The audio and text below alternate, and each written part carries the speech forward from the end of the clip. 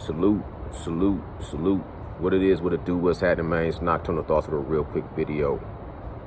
Then I'm getting out the way.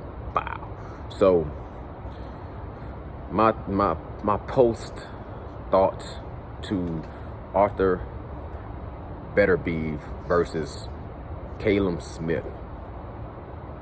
My first thought is the ring was small.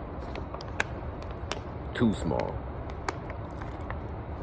It reminded me of back in the day, being poor, not being able to afford the best toys. When you wanted that ring, that wrestling ring, you couldn't afford, your parents couldn't afford, so you get you a little box, a little cardboard box, and you get you some pencils, and then you get you some shoestrings, and you make yourself a ring, a little small ring for you to play your little, you know what I'm saying, your G.I. Joes and shit with. That's how small that ring was. My second thought was, even if the ring was a huge ring, Caleb Smith, being a tall fighter with a reach advantage, is not the type of fighting style that knows how to use his reach advantage. He gives up his height.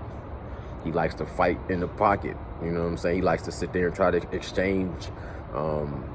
He's not a slick boxer that's gonna use his reach, pop shot you, slide on the ropes, pivot, turn you, check hook you. I mean, he did land some decent shots here and there.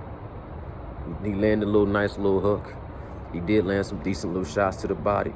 He did when he did use his jab, which he wasn't using his jab as a effective weapon like I thought he should, being that he has that long of a reach advantage. But then again, the same thing with Caleb Smith when he fought against John Ryder, the same thing with Caleb Smith when he fought against Canelo. You know what I'm saying? He's not, what you see is what you get. I'm not so impressed with Caleb Smith. So it's hard for me to be impressed by the performance of Beterbiev. I call it how I see it, and I give credit where it's due. I liked the short shots because the way they was breaking down Caleb Smith's face, then you can't argue that. That definitely shows you he got some hands of stone. He got some heavy hands. And he don't waste punches. He didn't get too reckless. Sometimes he did rush in and he got caught with some shots. And it almost made me think if Caleb Smith had some real serious knockout power, it might have been different. But Beterbiev, what I was mostly impressed by was the tempo. He fights at a certain tempo that's consistent, you know what I'm saying? And he throws nice, short, sharp punches that accumulate damage and breaks people down. So I like that wrecking ball machine type of, I like to see people that just chop down trees. So I give him his credit for that.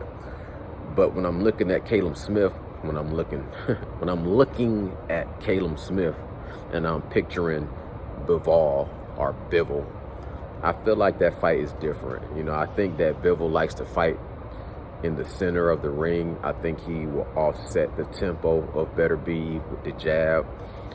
I think he will use his footwork a little bit more off his back foot. I don't think he would get caught up in those exchanges as much, where he's just gonna, you know, allow Beterbiev to set the tempo and close the range and just repeatedly, you know, take little chunks out of them and break them down. And I would like to see them fight in a normal size ring, to be honest with you. Other than that, man, I was not super impressed with Beterbiev, I'm not gonna lie. Other than his style is a pleasing style. He stays on the task. He doesn't admire his work. That's what I do like. I don't see him trying to be real flashy and hit you with a shot and then stop to admire his own work. He's very, very consistent with just throwing punches at that tempo where he's breaking you down, breaking you down, breaking you down without loading up on big shots. And, you know, I seen him get hit with a lot of little shots that, you know, I could see some people starting to reset and think differently and try to come from a different angle or reset they game plan. But to me, the shots that he did get hit with didn't change his game plan at all. It's like he just would walk through them and stay focused on what he had to do. I like things like that, so I will give credit for things like that. But I'm not going to be overly impressed with Beterbiev from what I've seen. And I haven't seen it all. I haven't seen all of his fights. I haven't seen all of Bivol fights. But I did see Bivol against Canelo and a few other fighters I can't name, to be honest with you. I seen more Caleb Smith fights damn near, to be honest with you. Just when I was seeing, when he was about to fight Canelo, I went and watched the John Ryder fight and some of his fights that he had when he was in the tournament. So I say all that to say this. The only fight that makes sense for me to really see how good Beterbiev is the fight against Bivol. And it seemed like that fight kind of might be on the horizon, but at the same time, this is boxing. The shit might get over marinated. Beterbiev is already like 39 years old. Bivol is not just being super impressive in his last performance. So the time is now. You know, iron sharpens iron, but you got to strike while the iron is hot. So I feel like right now the iron is hot. If they fight in the next whatever, you know, maybe in 6 months or so, then I really tune in. Then I really start to study Beterbiev and study Bivol. But if it's just gonna be like talks and then you see them go fight somebody else like everybody else does, then shit, the hell with it, man. That's just the state of boxing right now, to be honest with you.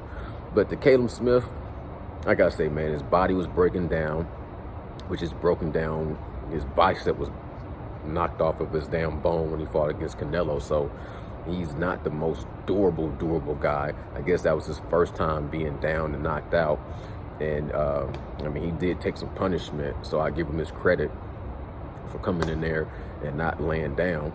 And I give Beterbiev his credit for being a machine that's, you know, like grinding you down and breaking you up into dust. I just respect that. But I got to see it against a different style as well. Those are my thoughts. Y'all let me know what y'all think in the comments below. It's Nocturnal Thoughts, man. Salute. Bow.